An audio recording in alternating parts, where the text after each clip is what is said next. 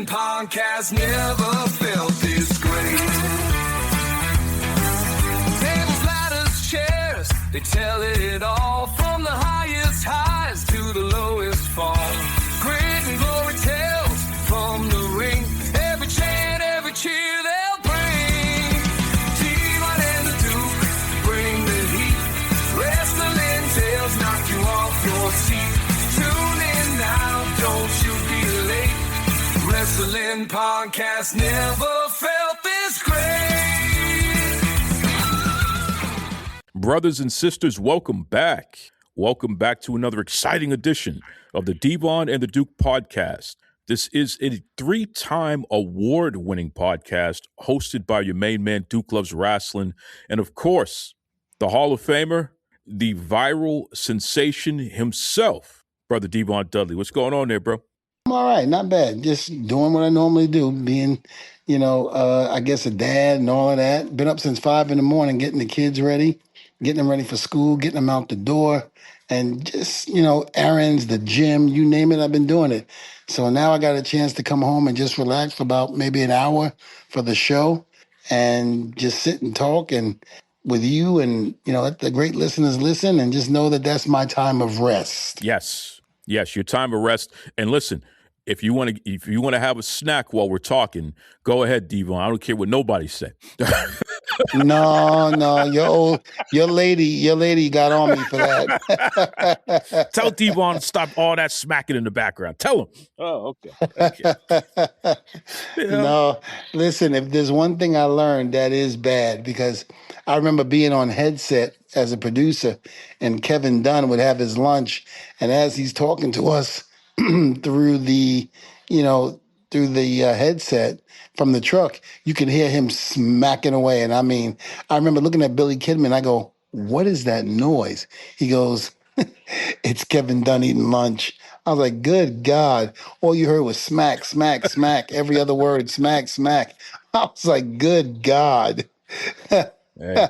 So I was like, no, I definitely don't want to sound like that. Mics pick it all up, man. That's just the way it goes. That's a good lesson for everybody out there. Your mics will pick it up. So if you're the person editing, you're more sensitive to that than the person not editing. But just know the mics are going to pick it up. So, keep that in mind. Maybe, but that's part of the show, though. So I don't mind. You know that.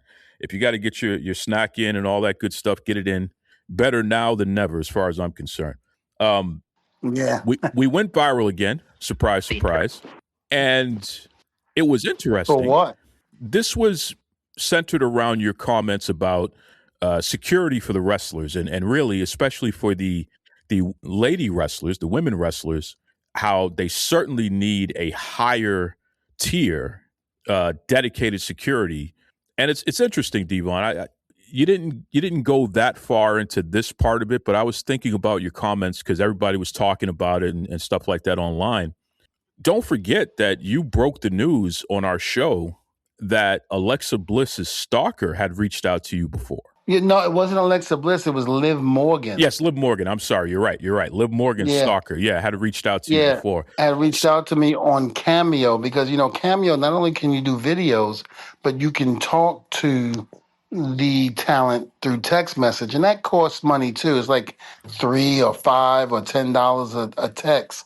And at first I thought he was joking and playing, so I was like, all right, well, if you want to sit up there and try to create a story like you do in pro wrestling, then I'm going to keep it going, because it just didn't seem real to me, some of the things he was saying. And the reason why I say it didn't seem real is because who would actually go public and talk to somebody the way he was talking to me in terms of his infatuation with Liv? It didn't make any sense to me. So I was like, all right, I'll keep this going. And I basically, started playing around with him. In other words, I was like, look, she ain't interested, man. She's worried about her career. She's worried about this and that. You need to leave her alone and, let her do her business, and, people like you can get arrested for doing that. And he was just basically saying, oh, no, Liv loves me. I know she does. and this and that. And I said, well, have you ever seen Liv? Or in other words, in person and had a conversation? She's told you that? No, she's never told me that, but I can feel it. And I was like, okay, this guy is crazy. I Yeah. was like, this guy is nuts. And I immediately text Liv and told her about. I text one of the guys in talent relations, and I told him. I said, "Listen, I got this guy that doesn't seem normal, and I'm letting you know now." And I told him everything that went on in the text message because it was more too. I just can't remember. I said, you need to let Liv know because I don't want this guy showing up at his house, at our house, and and it's unexpected. People don't realize when you engage in conversation with people like this, when they're sitting up there, they don't know you, but they're sitting up there telling you how they love you and you're beautiful and this and that and blah blah blah. You have to be careful. You cannot entertain that, you know, because the minute you do, they look at it in a different way. They look at it as if you're interested as well. And I hate to say that, but it's the truth because there's been more occasions where that has happened, you know. Um, and I remember calling Liv and telling her about it, and Liv goes, "Oh yeah, I know who it is." And I was like, "Oh, you know him?" She goes, "Like, yeah, he's been stalking me for a while, and he won't leave me alone." I even tried to tell the guy, "Look, Liv is in a relationship with someone within the company, and you need to leave her alone." Okay, because it's not fair to their relationship and to the person that she's in a relationship with. No, he don't love her the way I do. I can make her happy. I mean, the guy was literally sick in the head. And when I spoke to Liv, and told her, she goes, "Yeah, I blocked him on every social media there is to block." And so forth and so on. And I remember telling the person in WWE, I said, these women need security, man, because you got a lot of crazy people out there, and you see it in movies all the time where, guys and even women are obsessed with people that they see on TV. They don't realize it's a character and we're in the entertainment business. So don't take it as if, you have a chance or what have you. And I hate to say have a chance because, you don't know. People can meet and have a good time. But when you start talking about how you're in love with her and you're going to change her life and do this and do that, and all you got to do is meet her and she's going to fall in love with you, that's kind of sick. It's completely sick. And you've said it, and I know that Liv has gone on the record about it as well, stating that these are clearly people who are unwell, and there is a degree of empathy for them because maybe this is outside of their control, but nonetheless, no one deserves to be made to feel unsafe. And Yes. regardless of what your problems are, what your challenges are, you do not have a right to make people feel unsafe, or worse, to literally beyond feel, literally put them in a state where they are unsafe. There's no question about it. So got to be careful with that, folks. And again, the conversation was interesting because Cora Jade and what happened to her with the fan who actually grabbed her butt, people were pissed about it, man, and felt that your comments were right on time as it relates to security, I think for the women, when they take pictures, they really shouldn't have these guys close to them. Have them, you're at the table, let's just stand up, lean over a little bit and have them in front of the table and let them take the picture that way because it's unsafe unless you have security in back of you and in front of you. To grab somebody inappropriately like that is just that. It's inappropriate and it should not be done.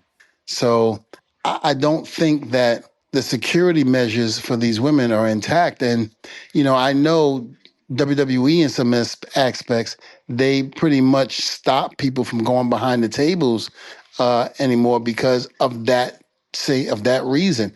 They did the same thing to Alexa Bliss. Alexa Bliss wasn't trying to encourage anybody. She was doing her thing on SmackDown and Raw. Some fan came to her house dressed up as a police officer in the middle of the night, and the door cam picked it up. He had a squad car and everything. This is how he went to the extreme in doing this. He went and got a squad car, that looked like a cop car, and he had a whole tactical suit on that looked like a SWAT team kind of like thing, and was ringing her doorbell. And she sees this, and she doesn't go to the door. She just, you could talk through your phone through the door cam, and she was like, "Can I help you?" And he was like, "Yeah, I'm here to see Alexa Bliss and this and that. And I'm something police. I'm a Lando police officer. And blah blah blah." And Alexa, got a little nervous, and I think she called the cops. Yeah. And she was telling me about it because Alexa and I are very good friends. We're very good friends. And she was telling me about this. And I said, "Alexa, I'm so sorry you're going through this." I said, "You need to let WWE know and let them know what's going on." Now, it's the same thing that happened. Who was the girl where they were in the house? Sonya Deville. Yep. With her and Mandy Rose, where the guy actually broke into the house. You're absolutely right. It's funny. Within all the reaction to what you said, Rudy Boy Gonzalez, he had an interesting take that he posted on Facebook.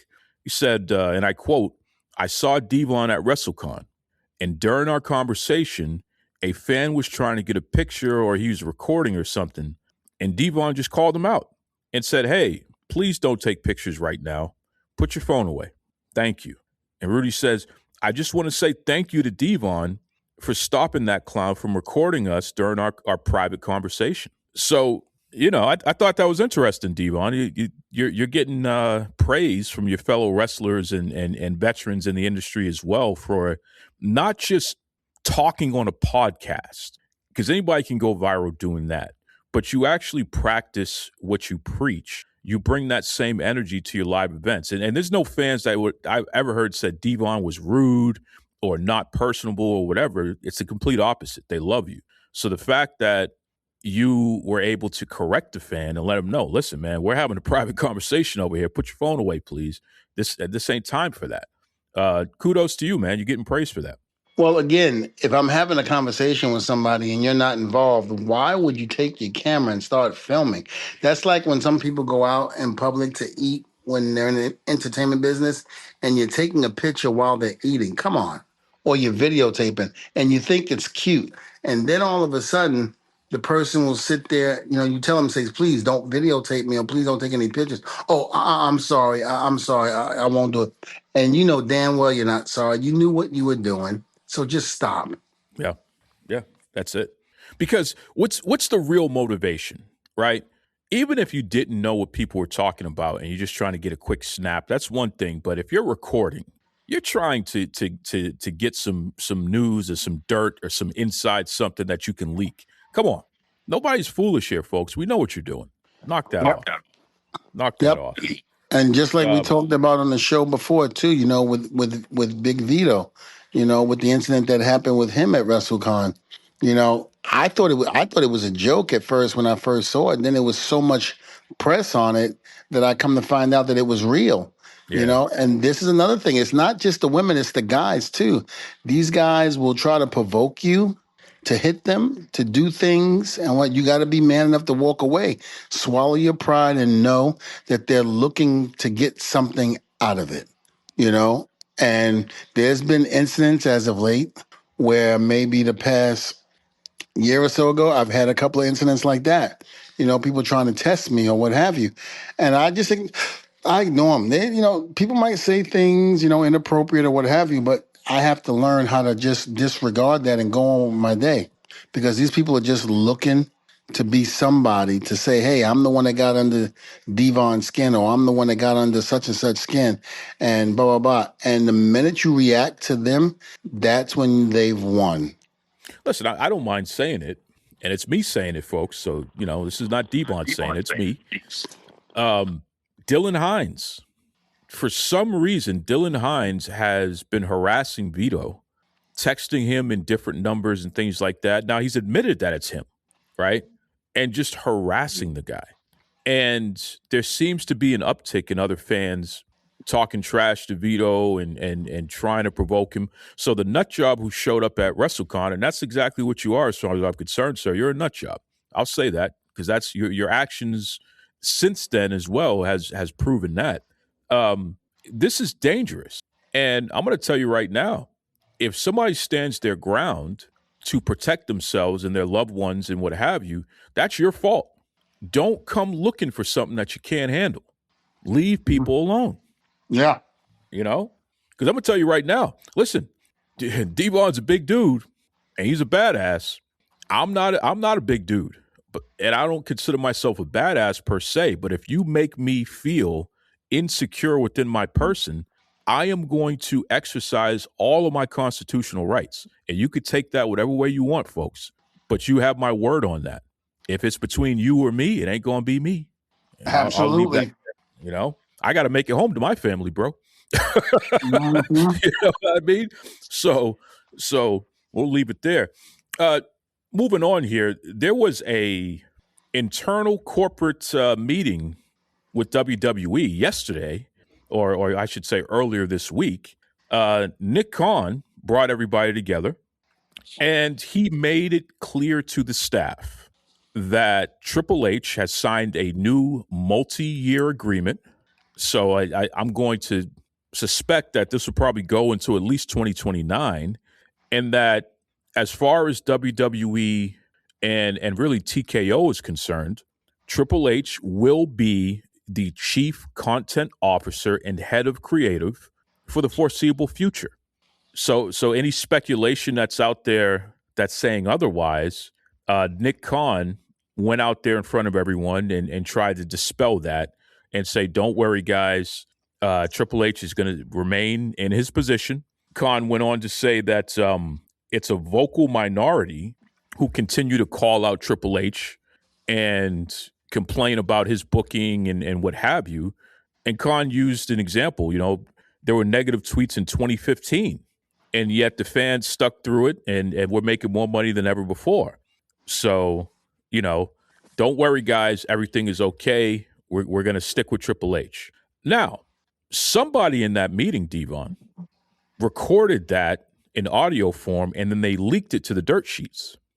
So I'm not even going to ask you about, the meeting itself and Triple H staying in charge, whatever. It is what it is. I'm more curious about your perspective on somebody in the meeting actually recording it without permission and then leaking it to the Dirtsheets. What do you think about that? It goes back to the days of when this business was private. You didn't pretty much let anybody in. You had to prove yourself.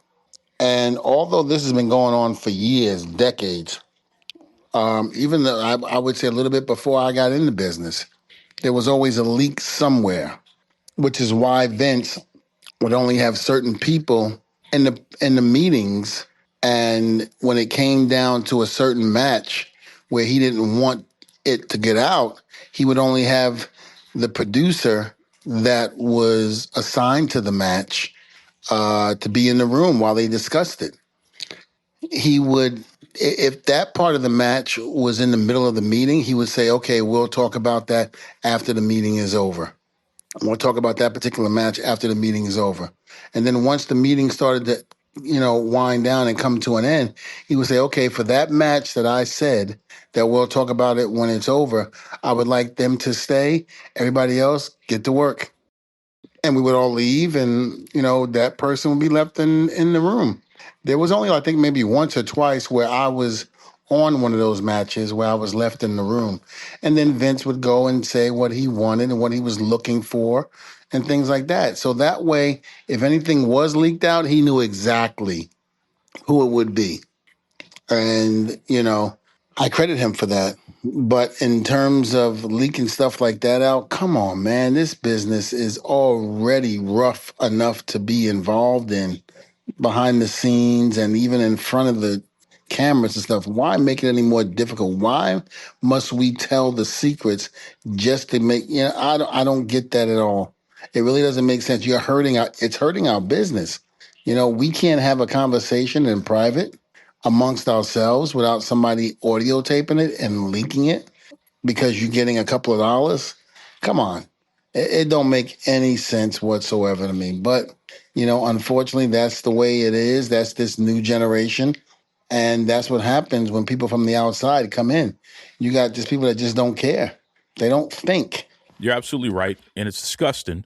And I'll tell you right now, I've been in some form of management or leadership going as far back to when I was 13 years old and working for an online news magazine that, we had adults teaching us how to be media professionals, but we were kids who were building all of that out and interviewing people. I was the head of technology. We ended up winning an award that was given to us by Hillary Clinton at the time, the Lewis Jennings Award. Um, so I have a lot of management experience, especially when it comes to dealing with people and solving the problems, developing them, things like that. I'm going to tell you right now, I would fire their ass, and I would do so in the loudest way possible so everybody who is there and everybody who's observing never makes that mistake again. Mm-hmm. I would fire that person's ass, hands down, because that is a complete breach of company protocol. There's no question about it. And it may be illegal. You know, the meeting happened at WWE headquarters, which is in Stamford, Connecticut. And I don't know off the top of my head, but if that's not a one-party recording state, meaning that you have to have at least one person who's okay with being recorded, if that is a you can't record without permission state, you got a problem there, whoever did that. The people that released that, why aren't they in trouble? Because again, if you need permission to have somebody's voice on a audio tape and release it to the public, especially when it was supposed to have been in private, why are you allowing it to happen? In other words, why isn't there any, disciplinary um, precautions against the people that released it? That's a great question. We can hand out some discipline right now, you and I, to get that ball rolling. You know what I mean? Because I'm going to tell you right now, Fightful. Here we go again. Fightful is known as the place where Sean Ross Sapp, a guy who, other than Meltzer, he's one of the more quoted wrestling media personalities out there because he chases down rumors and people love the dirt. So don't get me wrong. I'm complimenting this guy for actually being the thing that he has presented himself to be. He's a dirt chaser. That's what he is. He likes to wallow in the mud. You know, pigs do that as well, but this is a human being. He's not a pig as far as I know, but pigs do that, right? They wallow in the muck. And that's what this individual who is a human being, that's what they do, right?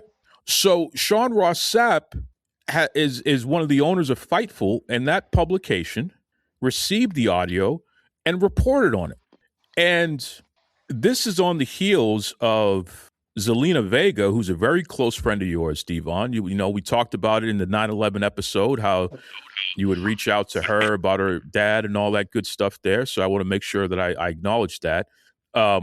She put out on her live stream that Sean Ross Sapp pointed out that she and her husband got released from WWE, made that public before she was able to address the fans and say something about it. And she was upset about that.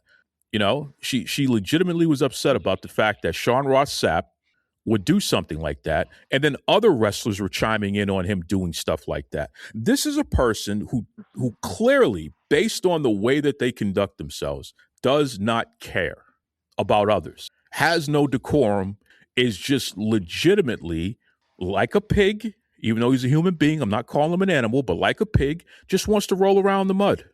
And I just find it distasteful. And I think that the fans who continue to consume whatever this guy is doing and prop him up, this is what you created. You allowed this person to matter in this space, and all they do is completely make a mockery of it. And it's embarrassing. That's my opinion. I don't know if you knew that about Zelina, but she literally called the guy out by name on that. And keep in mind, Devon, this is the same liar. It's the same liar that said you weren't cleared to perform in NXT because you failed a physical protocol or something stupid like that, which was a complete lie, by the way. So it's the same guy playing the same game. I don't know if you wanted to weigh in on that or not. Yeah, I mean, again, the ball was dropped. No doubt about it. When I did that show, no one came to me and said you have to get cleared. Again, I'm going by the old rules of the way the company was run, where once you told them that you were cleared or what have you, you were good. No one said you had to go to get a doctor's clearance. No one told me to go see a doctor, nothing like that.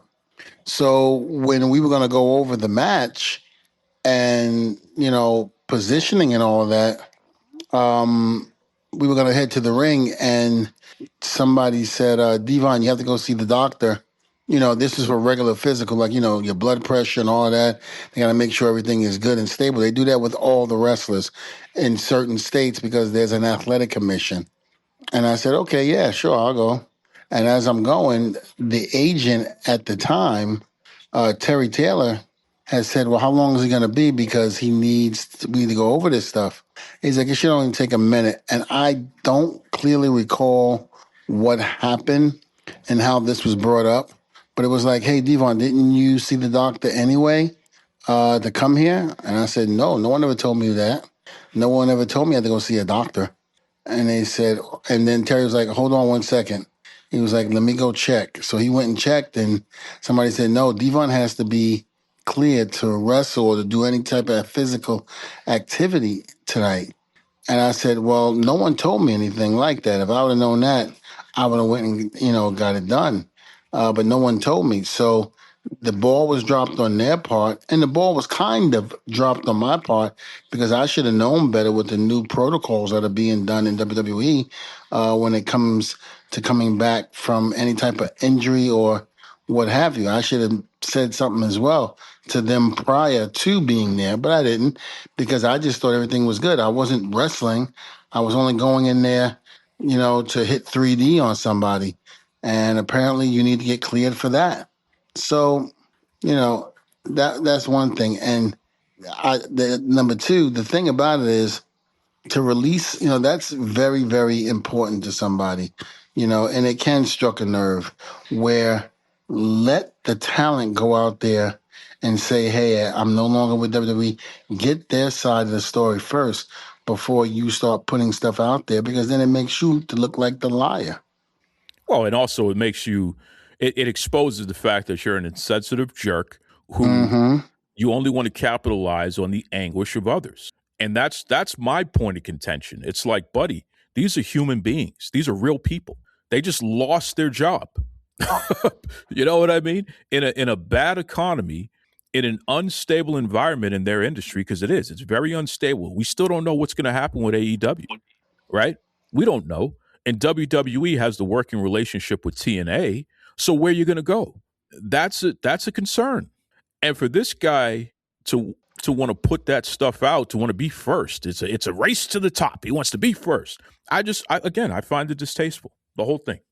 I pray to God that AEW gets saved and that they continue to Same. do what they're doing. I really do, because we don't need one company to have the monopoly. If someone's not doing well in one company and they decide to leave, then they can go to another company and make money. So I pray that AEW stays in business and that, even if there's an inkling of something might be going wrong with them, that they fix it and we go on from there, because I would hate to see them close. So it's a very scary time right now, especially to be in the wrestling business, and hopefully we can bounce back. Yeah, hopefully. And my heart goes out to everybody who's released. I understand that this is part of the cycle. Every year around this time, they do their releases. It's never easy. There's always people who you wish that didn't happen to. And then, it does free up some spots for others. So you feel good for those who get to benefit, but it's a hit. It's a hit for those who experience these moments of uncertainty in life.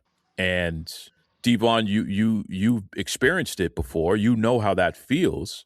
As a wrestler, when you were able to go to TNA, thank God that they existed and you were able to do that. And they were independent of WWE, so there wasn't any issue with that. It's a different Mm-hmm. playing field now. It's a It different really playing is. field now, you know? So again, for you dirt sheet low lifes out there who think that this is just giggle material, I think that's too bad. I think it's too bad.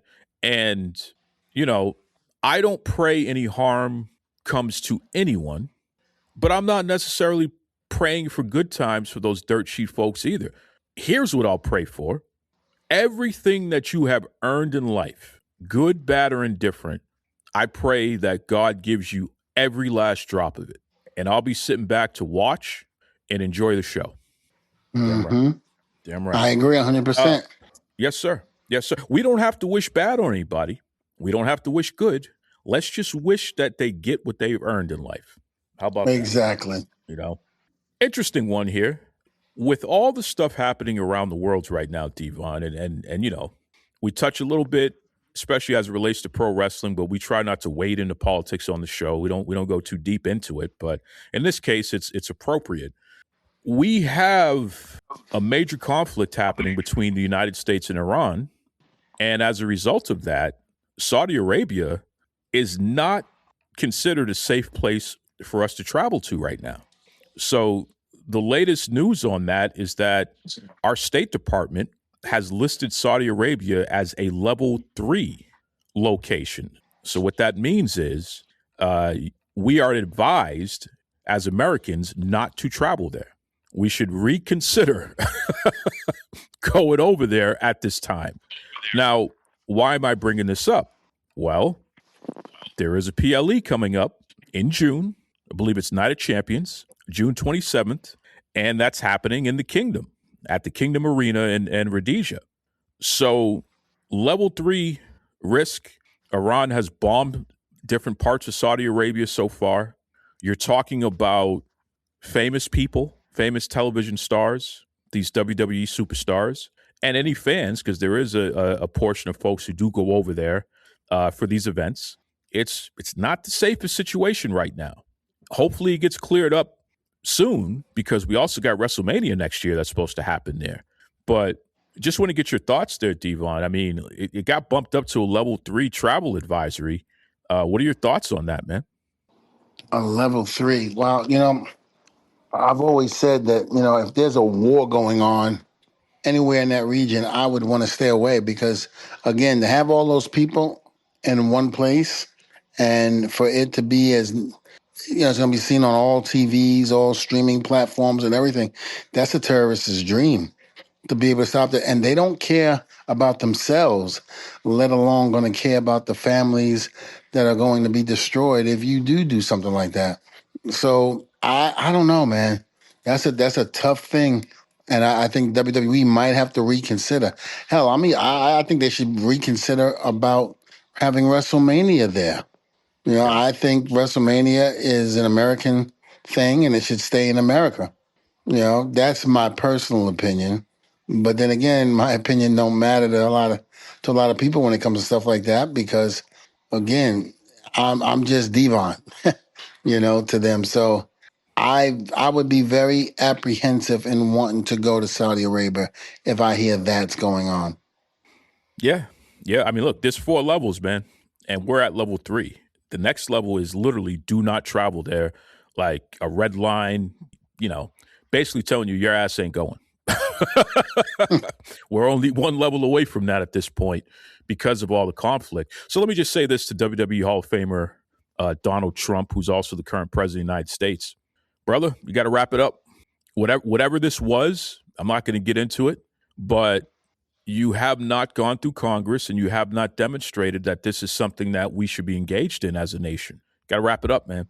The issue with the oil and gas and how that's affecting our economy is one thing. The world economy is crushing the world economy, but now you're also crushing private business or publicly traded business that you're part of and you're an investor in.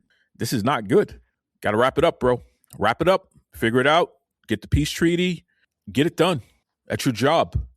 You're the president. You're an elected official. You're not the king. You're not the supreme leader. You're the president. We employ you. Wrap it up. Everything that you're doing over there, it ain't working, and it's affecting us in such a negative way financially, it doesn't make sense. And now we got a serious security risk to even travel to one of our favorite allies there in Saudi Arabia. And that's supposed to be a big tourist hotspot. Wrap it up, Trump. Wrap it up.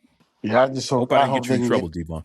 No, I can't get any more trouble than I'm already in. So Why did I say I that don't. out loud? Knock on wood. I don't. I don't. Uh, I don't. I don't need. I don't need Trump to come out to you and say, "Why are you dealing with that low IQ Duke? What the hell's wrong with you?" You know, I'm like, damn it, Duke, you got me again. got you again. At least we can laugh. You know, at least Yeah. we can laugh. I know we got to talk about something very serious. So how about we plug the best way fans get in touch with you and all that good stuff first, and then we'll end on that other note. Anyone listening, if they want to check out the YouTube, if they want to check out the wrestling school, the whole 9 yards, just the best way they can do that. Well, they can go on YouTube and type in Devon Dudley, and I come up, and then you can check out all of the YouTube stuff, things like that. Um, Also on Instagram at Testify Devon. I just put something up about LeBron, and about because he had he didn't have a good game against Houston the other night, and they had a video showing his flops and people stealing the ball from him. And man, people jumped on that bandwagon and started tearing me up. Oh, Devon, you don't know. MJ never did this. MJ never did that. I'm like, you guys don't get it, man.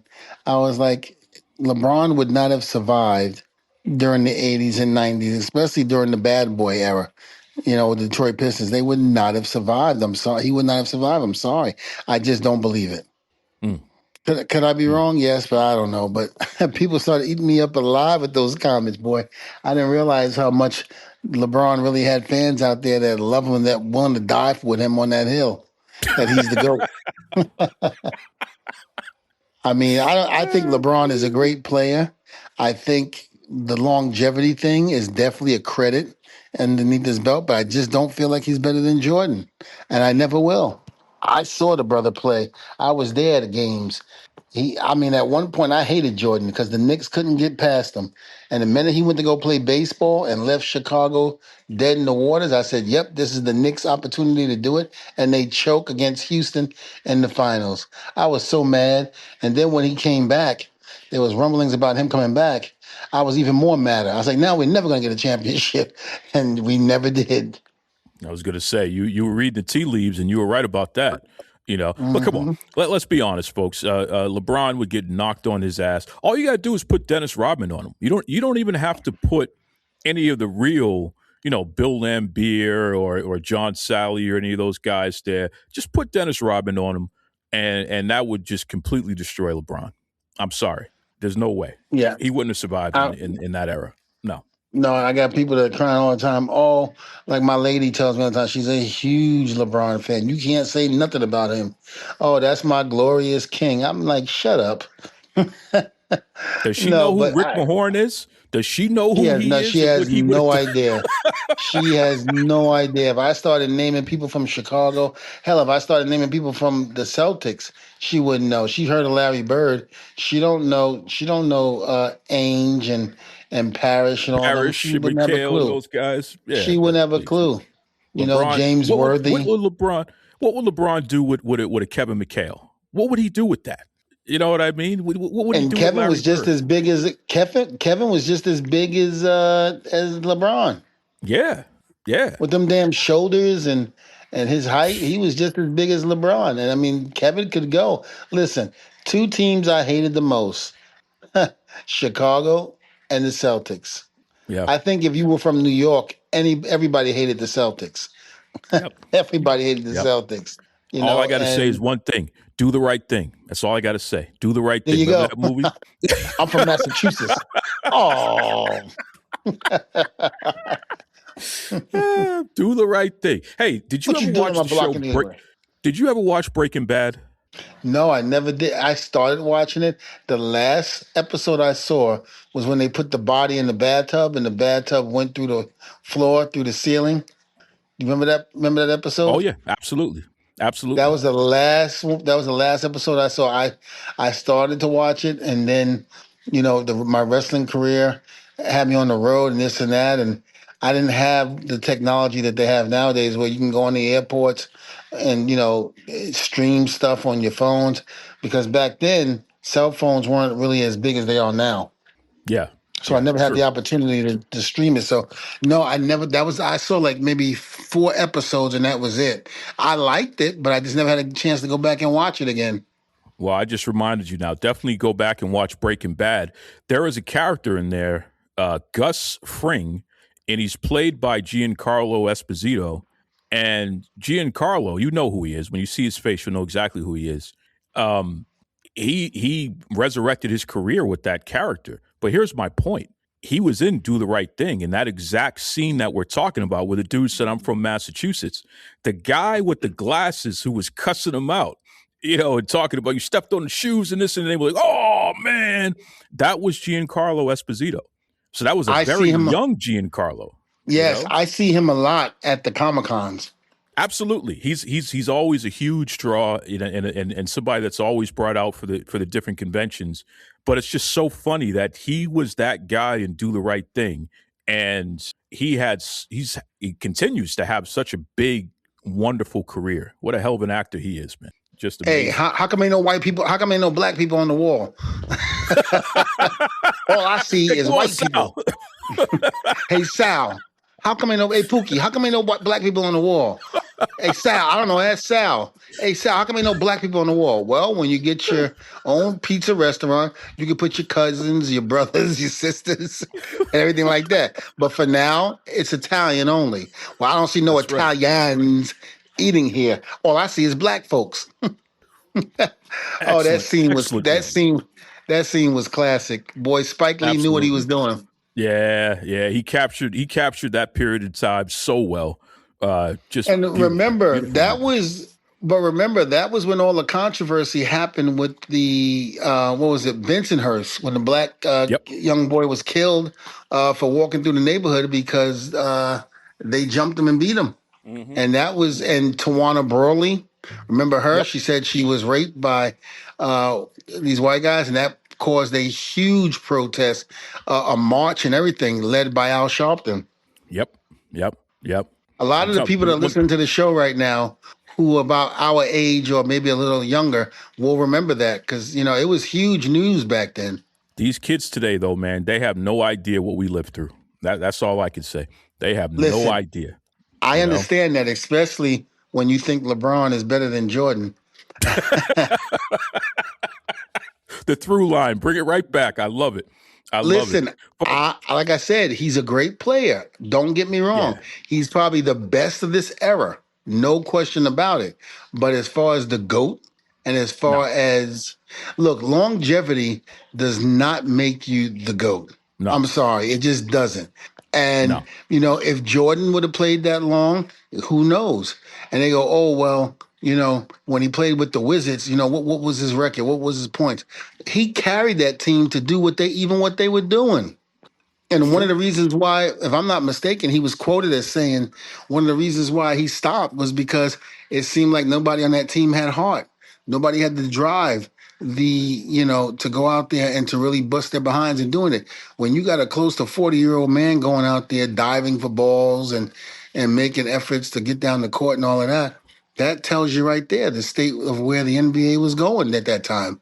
Yeah, people need to give that up. LeBron, he can have his own wing in terms of being an Iron Man and all that, and absolutely one of the greatest of all times. But he's not Michael Jordan. He's not Bill Russell. He's not Kareem Abdul-Jabbar. I'm sorry. You know what I mean? He Listen, ain't. He will never be ranked above them. Never. listen, I say this. Jordan at the finals, 6 times made it to the finals, 6 rings. Kobe, 10 times at the finals. I'm sorry, 7 times in the finals and won 5 rings. Yep. LeBron, 10 times in the finals and only won 4. I'm sorry, Yeah. it's Jordan, then Kobe. The only closest thing we get to Michael Jordan is Kobe. Don't discount Bill Russell though. He got 11 rings, which none of the people you mentioned have. Don't forget that. No, Jordan I'm don't have always in this. bring that up to you now. He got 11 But rings.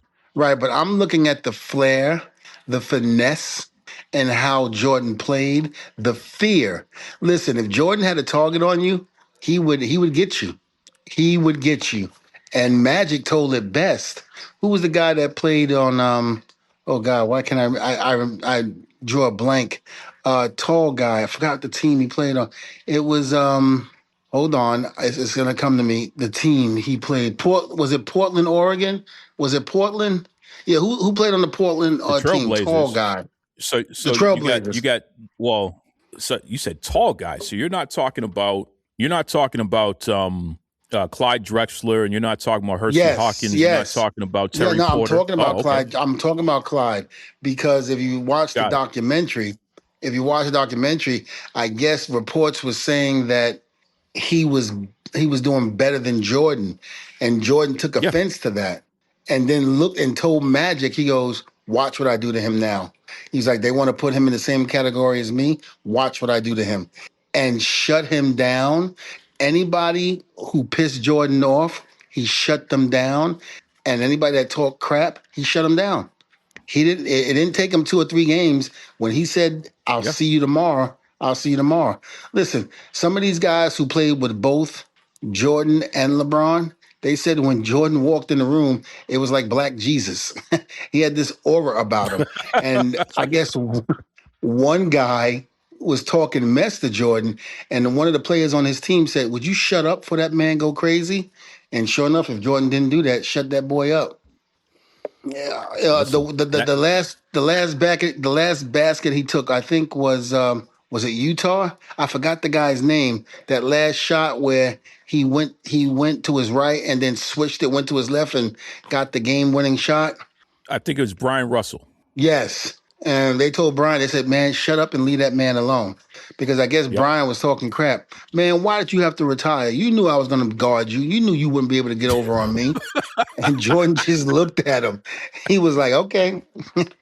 And when they saw him, and when he got him on that court, boy, he schooled that boy. Yeah, yeah. Byron. It was Byron Russell. Excuse me, Byron Russell Byron Russell, is the yeah. name there. He Yeah, schooled that yeah, boy. And he yeah. says, you still think you could guard me?" Crushed him. Crushed him. Crushed him. Nothing beats experience, folks. Don't forget that. You know, as always, Duke Loves Wrestling on Facebook, on X, DukeLovesWrestling@gmail.com. Send in your questions and keep your comments going. Keep sharing. I mean, you folks really, I love the fact that when Devon and I do our thing, you take the show and you run with it and you determine what the hot topic is based on what we talked about. Y'all have your own conversations in your own communities and what have you. It's almost like barbershop talk at this point. You know, it's very interesting how what we talk about, Devon, sparks so much social conversation online amongst the fans and people in the industry and what have you. It's really cool to see that. Hey, It's that's what we won the awards it, for. You know, it's almost like when, and again, if you've ever been to a black barbershop or you've watched Ice Cube's movie Barbershop, exactly what they did in that movie is exactly what went on in black barbershops. yeah, They would talk about things like that and it would be a topic. You didn't want to leave the barbershop. You were hoping that the guy wasn't done with your hair yet because the topics were so good and you yep, knew the topics and you wanted to be a part of it. There was so many heated discussions in the barbershops at the time, with certain topics, and even the part where Cedric was making fun of Jesse Jackson, F Jesse Jackson, you know, when he said that, you and owe me then, money. yeah, and then he was talking about Luther Vandross. I was like, oh, Lord. Yes, But that's yes, exactly what goes on in the black barbershops. It's sad because I haven't been to a black barbershop since I shaved my head bald. And I was hoping maybe same. my hair would grow in the middle so that way I could go back to the barbershop, but it just didn't happen. It just didn't Hey man, happen. all good things. We All got our good things come barbershop to an right here end. on Devon the Duke. We got our A- barbershop right here. You know, Absolutely. please. It was one thing I want to say before we end this is the movie Michael. Anybody that knows me knows how much of a huge Michael Jackson fan I am. I love that man dearly. Never once did I believe the accusations that were being played against him. And I knew I knew he would be, um, acquitted of all of that, Exonerated. not to mention Yeah. exonerated. But I also knew that one day the truth would come out. I didn't know if it was going to be in my lifetime, but it's sad because now we know the truth. And now we know these people were lying to get money from him, and how he was set up because of the Beatles catalog, and how he had just about every catalog there was to have for Sony Records, and how they set him up. They actually set him up. And it wasn't just a movie, but now all of these reports are coming out that it was because of money. But what I'm getting at is the movie was excellent. I saw it when it first came out, and I mean, you leave that movie knowing that Michael Jackson was exactly who he was, the king of pop. And it's sad to me because I wish he would have been alive to see this. It broke records the opening day. No movie has ever generated that much revenue for a documentary movie like that. Michael, even in his death, is still making history. And I love it. It was excellent. And the thing about it was, it kept you wanting more. It really did. And there's going to be a part two to it because they didn't get everything. They stopped at bad. They stopped at the part of his life bad. And then it said, Michael continues. So there's going to be a part two to it. And I can't wait for it to come out. I'm really excited. I think Jermaine Jackson's son, Michael's nephew, did an excellent job in portraying Michael Jackson. Nia Long did great as Catherine, and the guy who played Joe Jackson was phenomenal. Just everybody hit a home run in that movie. And again, movie theaters were on fire, around the United States when Michael came out. And, people were videotaping, people dancing in the aisles, clapping, cheering. He got a standing ovation when the movie was over in my movie theater. It was incredible how good that movie was. Wow, high praise. And that was Coleman Domingo played Joe Jackson, and from what I understand, there's a lot of buzz around him for an Oscar. I guess he really played the hell out of that part. He So really shout out did. to Coleman Domingo. And I just want to say, Joe, I know his tactics might have been very, very harsh. And I know he was, like people would say he was very mean and this and that, but he didn't want his kids to grow up without respect and knowing the value of how to go out there and take care of themselves. And I get that. There is another way of doing things and handling it better, but he did what he knew. And you know something? I saw an interview one day where they questioned him about that. And he says, let me tell you something. None of my kids were ever in jail. None of my kids were ever on drugs. And none of my kids was ever put in a situation where weren't able to come out of. Listen, everybody goes through their trials and tribulations in their families, but you know something? The Jacksons bounced back from all of that and was still successful. So my praises go to Joe.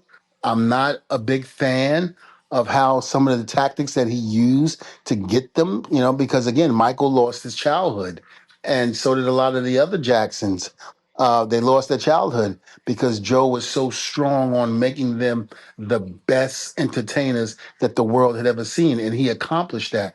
But again, his tactics were very harsh, very cruel, but yet he did what he had to do, especially during that time, you know? And the one thing I'm happy to say is that Michael did have a skin condition.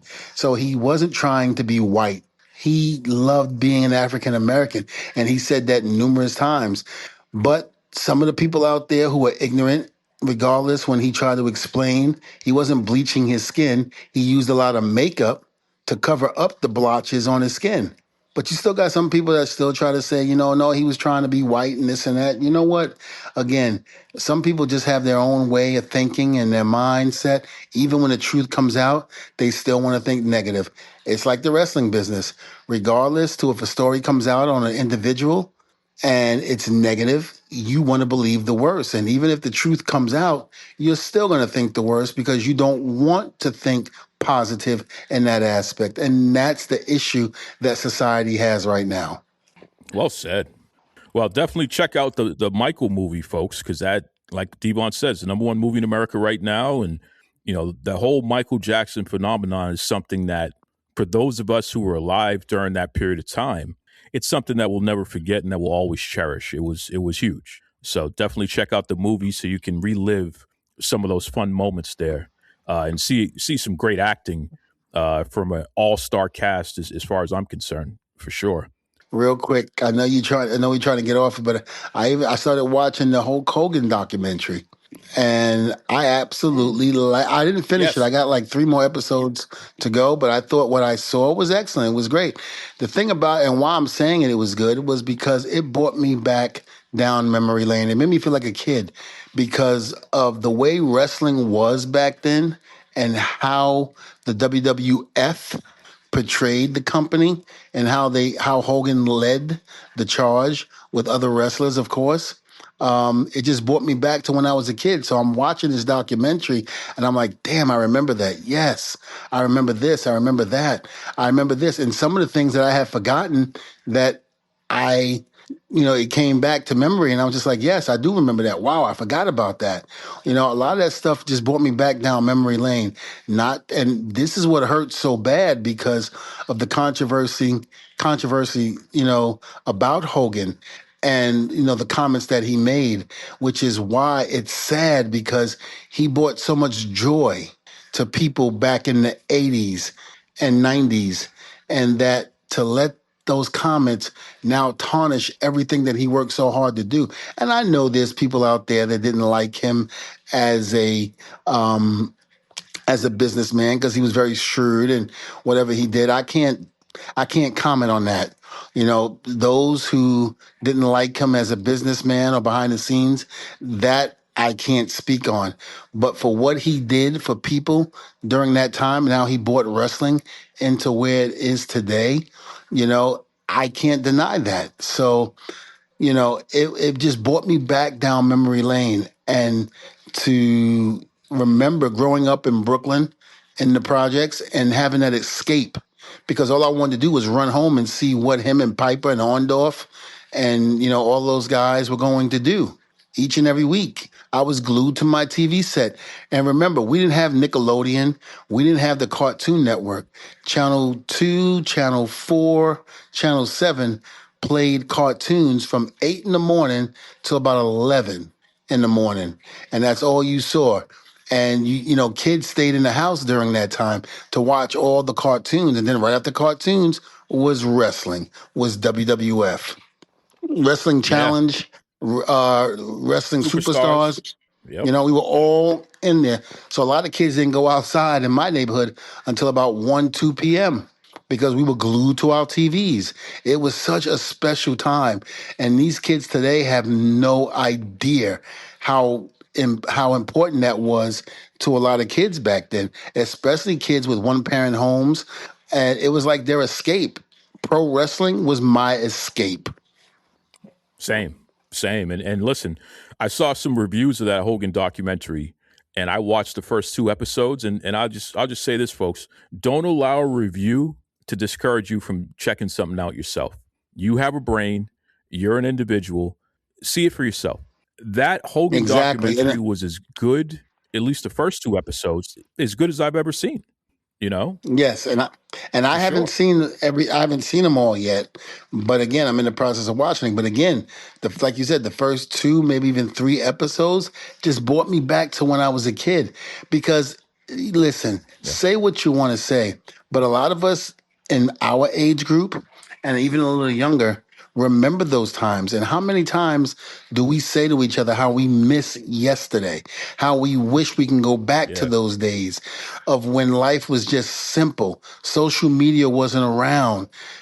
People didn't go after people the way they do now. It was just such a great time that the generation today don't understand just how good we had it back then.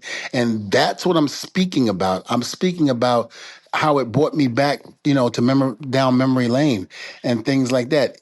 It was just it was incredible for me because it made me feel like a kid again. It made me forget about all the negativity that's going on now. It made me forget about all the negativity that has been said about him. It just brought me back to that final moment. So again, I'm looking forward to seeing the last 3 or 4 episodes and see where that brings me. Because again, by that time, the next 3 episodes, I broke into the business at that point. So I was in ECW trying to make my way to WWE and things like that during the whole NWA run.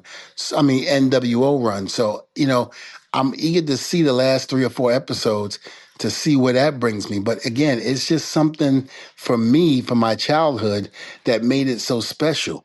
And if you have a negative comment to say about that, then I'm sorry.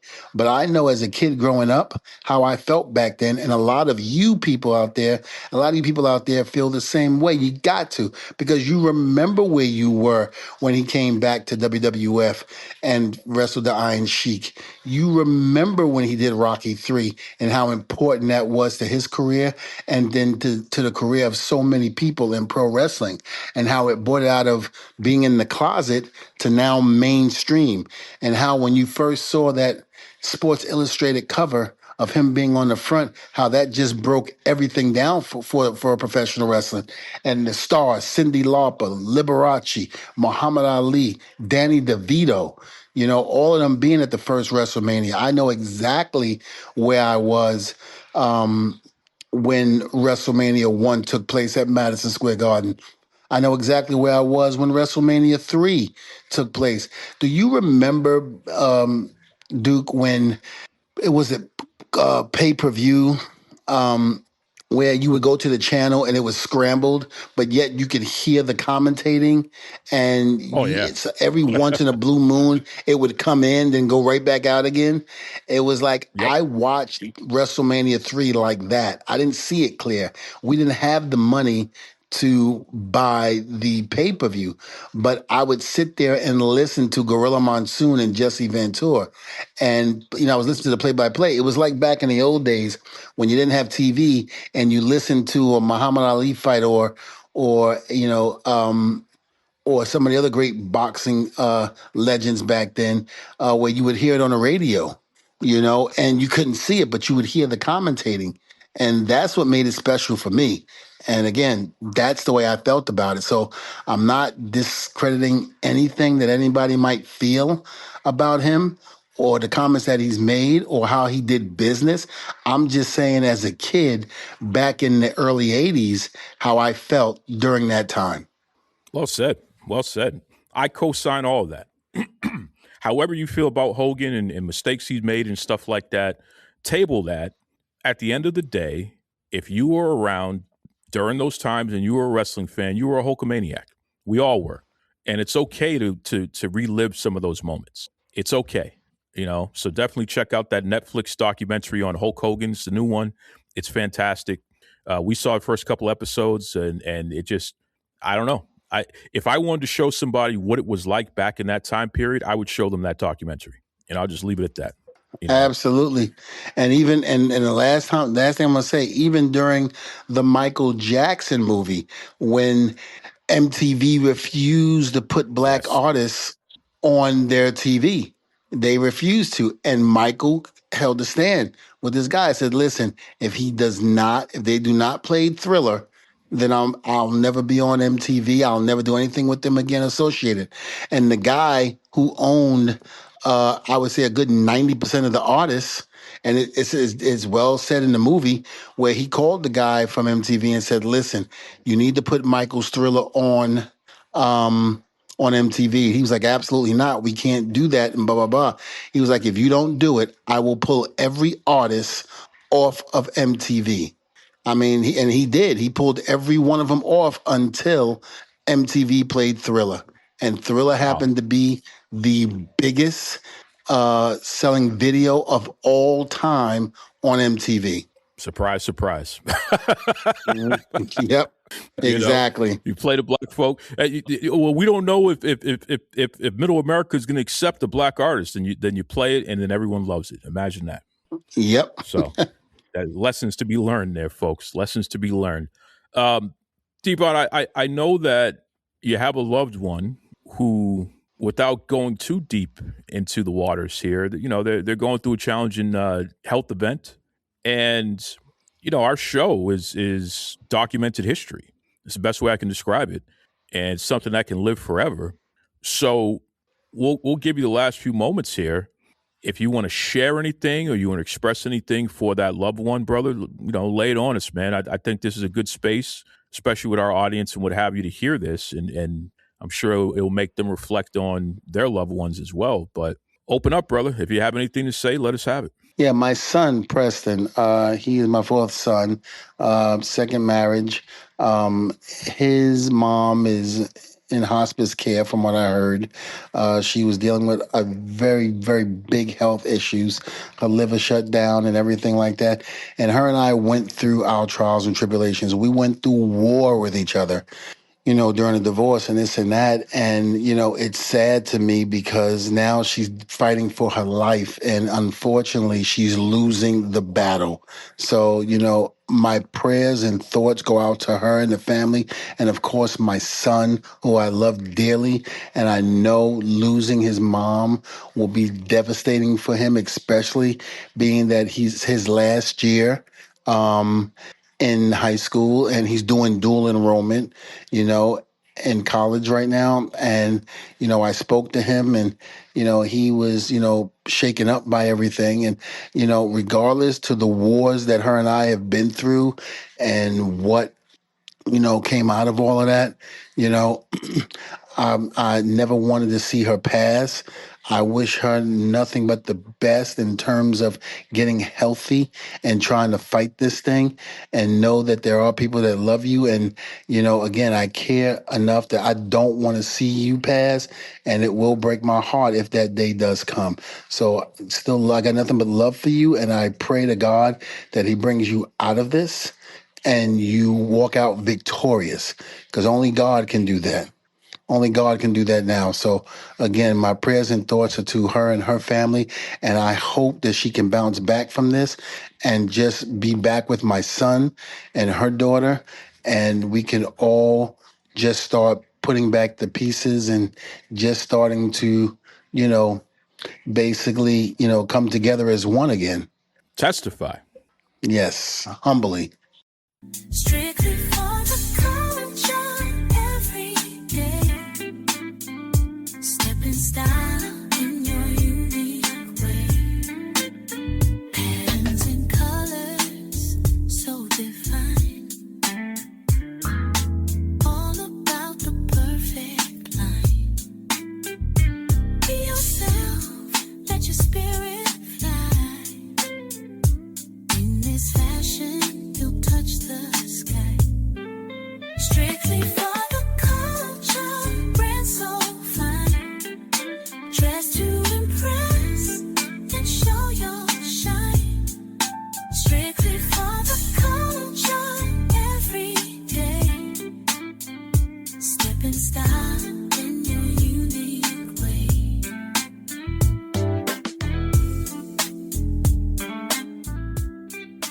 Visit www.strictlyfortheculture.ca.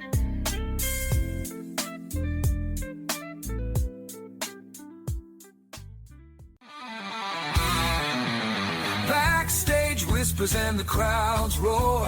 From matching giants to legends of yore. Devon's wisdom and Duke's keen view. Every episode feels like it's brand new. Devon and the Duke bring the heat.